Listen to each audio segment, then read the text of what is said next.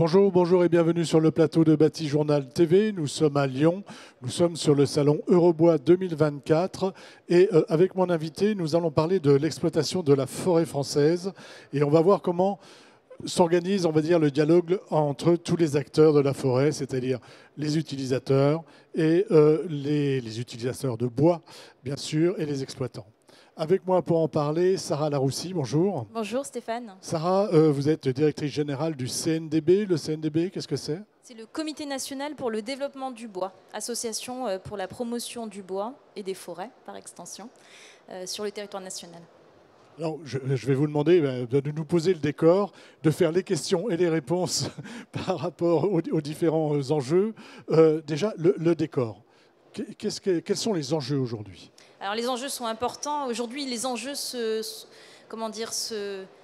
sont installés d'eux-mêmes dans le paysage des Français et des Françaises. Le changement climatique est bien présent, bien visible, de plus en plus visible. Et il y a une réalité, une vraie prise de conscience collective aujourd'hui qui a permis au pouvoir public, entre autres, de mettre en place un certain nombre de mesures, dont la stratégie nationale bas carbone, avec des enjeux importants, donc, qui commencent dès 2030, avec une première échéance de réduction de gaz, des émissions de gaz à effet de serre, donc à moins 50% sur le secteur du bâtiment, pour atteindre une neutralité carbone à l'horizon 2050. Donc ça, c'est le... C'est l'enjeu général, on va dire, national et pas que national d'ailleurs, planétaire. Complètement. Sur pourquoi le bois? Pourquoi finalement cette situation est favorable au bois? Est-ce que vous pouvez nous rappeler ça? Alors le bois a de nombreux atouts. Il est tout d'abord séquestrateur de carbone grâce à la photosynthèse dès la forêt, dès le stade de la forêt. C'est vrai que le bois, par le système de photosynthèse, donc absorbe le dioxyde de carbone pour le transformer en oxygène.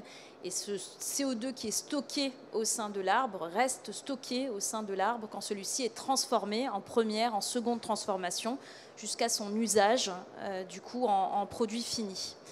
C'est un produit naturel.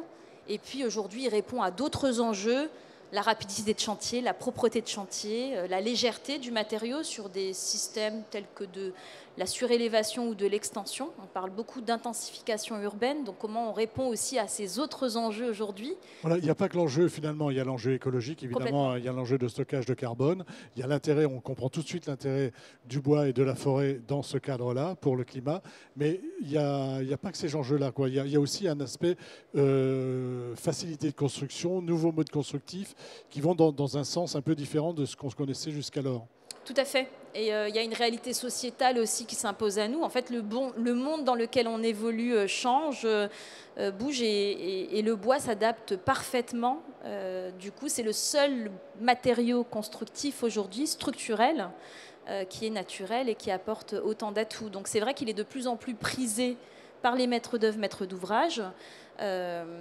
Et notre rôle au CNDB, c'est d'accompagner ces maîtres d'œuvre, maîtres d'ouvrage à en faire bon usage, le bon matériau au bon endroit, dit-on assez souvent, pour gagner en durabilité, en pérennité et surtout permettre au bois d'être magnifié sur la durée. Le bois ne remplace pas le béton, hein. Il n'a pas vocation à le faire, il a vocation à faire autrement dans la construction. Tout à fait, en fait, il a des atouts bien sûr en complémentarité des matériaux et il peut, en fonction de l'usage et de ce qui est demandé, en fonction du bâti, tout simplement répondre à certains contextes. Alors, on devait avoir avec nous un représentant de la forêt, qui malheureusement n'a pas pu se joindre à nous. Mais quand même, je vais vous demander de le représenter, on va dire. Est-ce que la forêt française aujourd'hui peut fournir le bois dont le secteur de la construction, mais pas que, il y a aussi l'allège ascenseur, le bois, il y a la pâte à papier, enfin il y a beaucoup de choses. Est-ce que la forêt française est en capacité de fournir le bois dont on a besoin? Et est-ce qu'on a quand même intérêt à aussi travailler avec notre bois français? Alors, avec beaucoup d'humilité, n'est-ce pas, je vais essayer tant bien que mal de vous partager les informations à ma connaissance. Ce qu'il est important de retenir aujourd'hui, c'est qu'on est dans une filière active, qui est concentrée, qui prend toute sa responsabilité aujourd'hui telle qu'elle nous incombe pour répondre à ces enjeux de décarbonation importants. qui prend également sa responsabilité pour accompagner la société dans la lutte, enfin je ne sais même plus si on peut dire vraiment lutte, aujourd'hui c'est simplement s'adapter, la résilience au changement climatique, et qui sait que c'est aujourd'hui que ça se joue. Donc ça commence simplement par des actions très concrètes, accompagner la forêt dans sa résilience grâce à des essences qui sont adaptées au changement climatique qu'on vit aujourd'hui. Les essences, la forêt telle qu'on l'a connue il y a 10 ans, il y a 15 ans, ou telle qu'on la connaît aujourd'hui, va encore changer, évoluer dans les 10, 20, 30 prochaines années. Et c'est le travail de tous les forestiers et forestières sur le terrain d'accompagner cette résilience, de travailler sur des essences aujourd'hui qui sont résilientes, qui s'adaptent au climat qu'on reconnaît ou qu'on connaît, qui s'adapte aussi, aider, accompagner la forêt dans les grands écarts quotidiens auxquels elle est confrontée, que ce soit en période de sécheresse, en période d'incendie. On en a beaucoup parlé cet été, mais la forêt est victime, donc ça c'est important. Et puis lui permettre également, on en parlait tout à l'heure, de jouer pleinement son rôle de puits carbone. C'est la forêt est le deuxième puits carbone mondial. Donc à ce niveau, il faut aussi lui permettre d'avoir les essences adaptées pour jouer ce rôle de stockage carbone, séquestration, stockage dont on parlait tout à l'heure, mais aussi de voir comment elle va évoluer dans le temps. Parce que la difficulté, en fait, c'est qu'aujourd'hui, on a une forêt qui forcément ne sera pas la même dans 30 ou 50 ans, qu'il faut adapter. Alors, je ne vais pas vous demander comment on l'adapte, hein, puisqu'on n'a pas la personne, malheureusement, qui était là pour nous le dire. Mais qu'est-ce que qu'est-ce que le monde de la construction attend de la forêt et attend de la production de bois? Alors il y a une réalité, c'est comme je le disais en introduction, il y a un besoin en tout cas de plus en plus fort aujourd'hui en matériaux biosourcés, et le bois fait partie de ces matériaux-là. La filière forêt-bois s'est grandement structurée ces dernières années et continue à le faire aujourd'hui. Il y a la volonté d'industrialiser, d'accompagner les entreprises du bois dans leur industrialisation, dans leur développement. Donc aujourd'hui les efforts sont mis pour leur permettre de répondre à ces enjeux et permettre en effet de réaliser un maximum d'ouvrages en bois français. Ça passe aussi, et ça c'est important, c'est toute l'action qui a été menée entre autres avec l'UCFF, donc l'Union de la coopérative forestière française, qui œuvre activement sous le chapeau de France Bois Forêt sur ce sujet, par une prise de conscience et la volonté de lever les idées reçues aussi sur la forêt.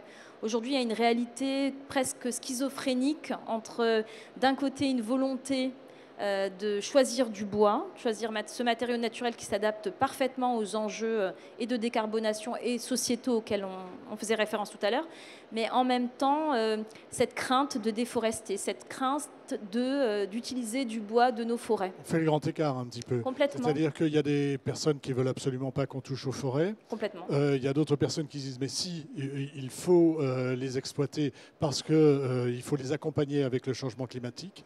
Et on a besoin également de bois comme matériaux de construction et des forêts comme puits de carbone. Voilà, on voit que c'est très compliqué.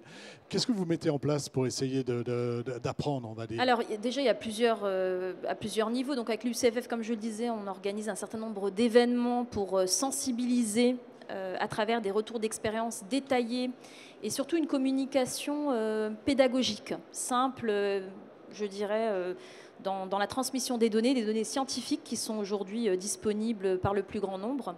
Donc ces conférences qui se font dans les ENSA, dans les Écoles nationales supérieures d'architecture, chaque année 30 000 architectes sont formés et ils sont amenés à œuvrer au quotidien en fait, auprès des maîtres d'ouvrage, auprès des acteurs du bâtiment, donc les informer le plus tôt possible sur les atouts du matériau bois et la forêt française nous paraissait important pour lever les premières idées reçues qui naissent souvent du coup à l'école. Donc ça c'est... Donnez-nous un exemple, une idée reçue et la manière dont vous essayez de la contrecarrer.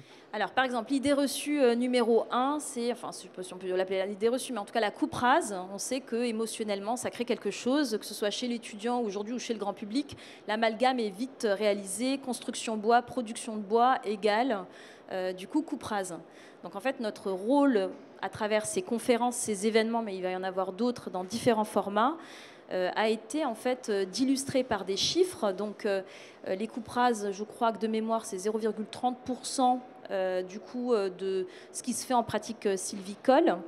Ce sont des coupes qui sont réalisées majoritairement à but sanitaire, donc cas où la forêt en a besoin. Et donc, il était important aussi qu'on rappelle pourquoi on organisait ou pourquoi une coupe rase était réalisée, à quel escient. Aujourd'hui, les coupes rases fournissent 40% du bois construction en France. Donc, il faut aussi simplement remettre en perspective ce qui est réalisé. Aujourd'hui, en fait, ce qui est produit, comment la forêt est transformée et comment, en fait, ce bois est utilisé, à quel escient. On revient sur ce chiffre de 40%, vous avez dit les coupes rases fournissent 40%. 40% du marché de la construction en France. D'accord. Donc ce qui est beaucoup, ce qui est important. Ce qui est important, donc il faut aussi du coup expliquer, d'où l'importance, une fois de plus, d'expliquer qu'est-ce qu'une coupe rase, à quoi ça sert, comment c'est pratiqué. Et ça, nous, on le fait faire, bien sûr, on l'accompagne à travers les forestiers, les experts de la forêt qui sont les plus à même, en fait, d'expliquer les choses avec des chiffres, avec des données qui sont publiques, qui sont vérifiées et qui permettent simplement de lever certains freins. Et ça, c'est ce que vous allez expliquer auprès des écoles des jeunes architectes. Exactement, entre autres, ouais. Un autre exemple. Un autre exemple, ça peut être aujourd'hui, du coup, la forêt va mal et les essences que je peux utiliser ne sont pas disponibles ou pas disponibles en quantité suffisante.